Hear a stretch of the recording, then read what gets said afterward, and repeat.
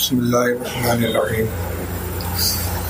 آج کے درس میں حضرت نبی کریم صلی اللہ تعالی علیہ وسلم کے استغفار کی توجیہ کے سلسلے میں جو مختلف اقوال ہیں اس میں سے ایک قول نقل کیا گیا کہ توبہ و استغفار خود مستقل عبادت ہے، اس لیے تمام اکابر و مشائخ اپنے متعلقین کو ان کے معمولات میں کم از کم 100 مرتبہ صبح اور شام استغفار کرنے کی تلقین کرتے ہیں، اور اس ہدایت کی 2 وجہیں ہیں۔ ایک تو یہ کہ یہ خود عبادت ہے، ذکر ہے، ذکر ہی میں کلمہ طیبہ، تیسرا کلمہ درود شریف بھی شامل ہے، اور ذکر ہی میں استغفار بھی شامل ہے۔ دوسری وجہ یہ ہے کہ بسا اوقات انسان سے بے خبری میں کوئی عمل ہو جاتا ہے، اس کی طرف دھیان نہیں ہوتا، حالانکہ وہ گناہ ہوتا ہے، اور اللہ کے یہاں اس کا بڑا درجہ ہوتا ہے گرفت کے اعتبار سے۔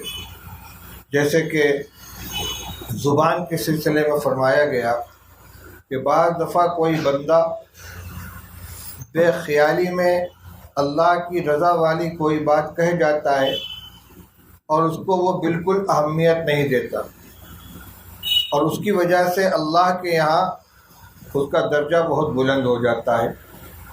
اسی طرح کبھی کوئی بندہ بے خیالی میں اللہ کی ناراضگی والی کوئی بات زبان سے نکال دیتا ہے، لا یلقی لہا بالن، اس کی طرف بالکل توجہ نہیں کرتا، خیال بھی نہیں ہوتا کہ مجھ سے کوئی غلط بات، کوئی غلط کام ہو گیا، غلط بات تیری زبان سے نکل گئی، اور اس کی وجہ سے وہ جہنم کے گہرے گڈھے کے اندر ڈال دیا جاتا ہے۔ لہذا یہ نہ سوچنا چاہیے کہ مجھ سے کون سا گناہ ہوا ہے، کس چیز میں استغفار کروں۔ اول تو یہ کہ ہم معصوم نہیں ہیں، انبیاء علیہ السلام اور فرشتے معصوم ہیں۔ رسول اللہ صلی اللہ علیہ وسلم جو فرمایا کلکم خطاؤن وخیر الخطائین التوابون، تم سب کے سب خطا کار ہو، سب سے لغزشیں ہوتی ہیں، اس لیے استغفار کا اہتمام ہر ایک کو کرنا چاہیے۔ ایک صورت تو یہ ہے کہ معمول کے طور پر باقاعدہ بیٹھ کر ایک نشست میں صبح و شام استغفار کے کلمات، اس کے معنی کے استحضار کر کے کہے جائیں، استغفر اللہ ربی من کل ذنب واتوب الیہ، یا استغفر اللہ الذی لا الہ الا هو الحی القیوم واتوب الیہ، یا سید الاستغفار کا صبح و شام ورد کر لیا جائے، اللہم انت ربی لا الہ الا انت خلقتنی وانا عبدک وانا علی عہدک ووعدک ما استطعت اعوذ بک من شر ما صنعت ابوء لک بنعمتک علی وابوء بذنبی فاغفر لی فانہ لا یغفر الذنوب الا انت۔ یہ سید الاستغفار کہلاتا ہے، اور اس کے بارے میں رسول اللہ صلی اللہ علیہ وسلم نے ارشاد فرمایا کہ جو شخص صبح کو اس کلمے کو کہہ لے گا تو رات کے سارے گناہ انشاءاللہ معاف ہو جائیں گے، اور شام کو کہہ لے گا تو دن کے گناہ معاف ہو جائیں گے، لیکن شرط وہی ہے کہ اس کے معنی کو ذہن میں رکھ کر اور حقیقی ندامت کے ساتھ ان کلمات کو استعمال کرے۔ تو میں نے عرض کیا کہ ایک صورت تو یہ ہے کہ معمول بنا کر اور شمار کر کے ان کو پڑھا جائے۔ دوسری صورت یہ ہے کہ اٹھتے بیٹھتے کثرت سے استغفار کا کلمہ زبان پر جاری کیا جائے، جیسا کہ نبی کریم صلی اللہ علیہ وسلم نے ارشاد فرمایا کہ میں 70 مرتبہ سے زیادہ استغفار کرتا ہوں۔ تو آپ کا یہ طریقہ نہیں تھا کہ آپ باقاعدہ بیٹھ کر اور شمار کر کے پڑھتے ہوں، بلکہ دن بھر صحابہ کرام کی مجلس میں موجود ہیں، اپنا کام کر رہے ہیں، بیچ بیچ میں استغفر اللہ استغفر اللہ استغفر اللہ کلمہ استغفار کا آپ ورد فرمایا کرتے تھے۔ تو یہ ایک عبادت ہے اور اللہ کو بہت زیادہ پسند ہے۔ یہاں تک حدیث میں فرمایا گیا کہ اگر تم استغفار کرنا بند کر دو، بلکہ یوں فرمایا کہ اگر تم گناہ کر کے استغفار کرنا بند کر دو تو اللہ تعالیٰ ایسے بندوں کو پیدا فرمائیں گے کہ جن سے غلطی ہو پھر وہ اللہ تعالیٰ سے استغفار کرے۔ غلطی کے بعد استغفار کرنا یہ اللہ تعالیٰ کو بہت زیادہ پسند ہے۔ ایک روایت میں تو عجیب مضمون بیان کیا گیا ہے کہ اللہ تعالیٰ بندے کی توبہ سے اور اس کے استغفار سے اس سے زیادہ خوش ہوتے ہیں جیسے فلاں بندہ.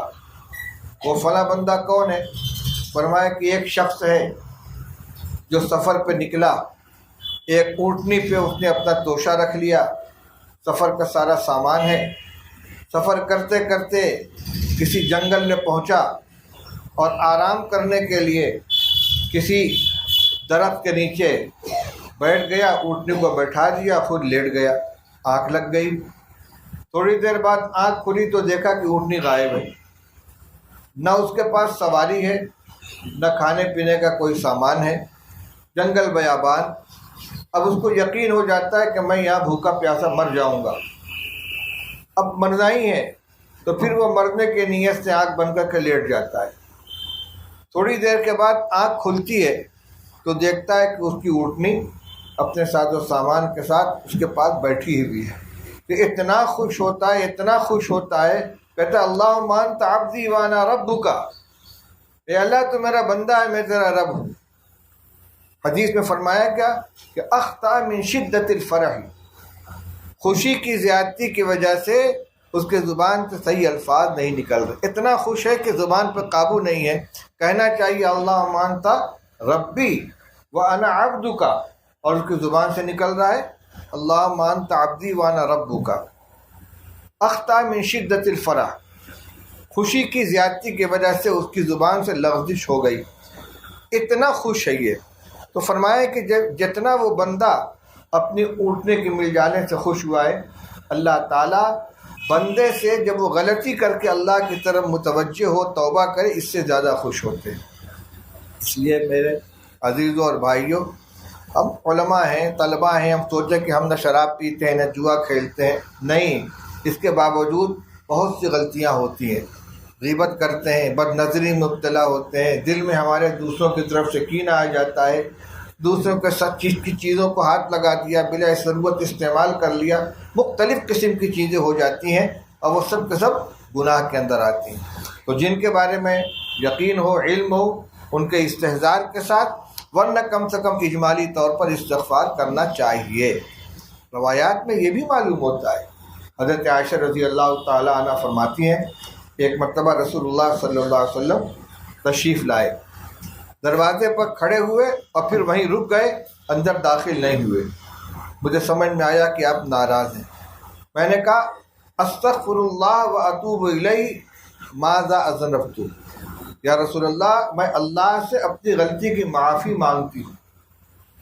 پہلے استغفار کیا ہے، مجھ سے غلطی ہوئی ہے، اس غلطی کی اللہ سے معافی مانگتی ہوں. اس کے بعد پوچھتی ہیں مجھے بتا دیجئے کہ میری غلطی کیا ہے تاکہ اس کی اصلاح ہو جائے. اس لیے یہ نہیں ہو جائے پہلے مجھے بتائیے کہ میں نے کیا غلطی کی تب معافی مانگوں گا.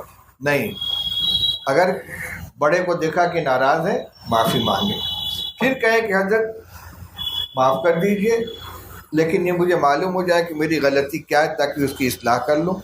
اللہ تعالیٰ سے تو ہم معلوم کر نہیں سکتے کہ ہماری غلطی کیا ہے، لیکن یقیناً غلطیاں ہیں، اس لیے استغفار کی کثرت کرنی چاہیے. اللہ تعالیٰ ہم اس کی توفیق عطا فرمائے.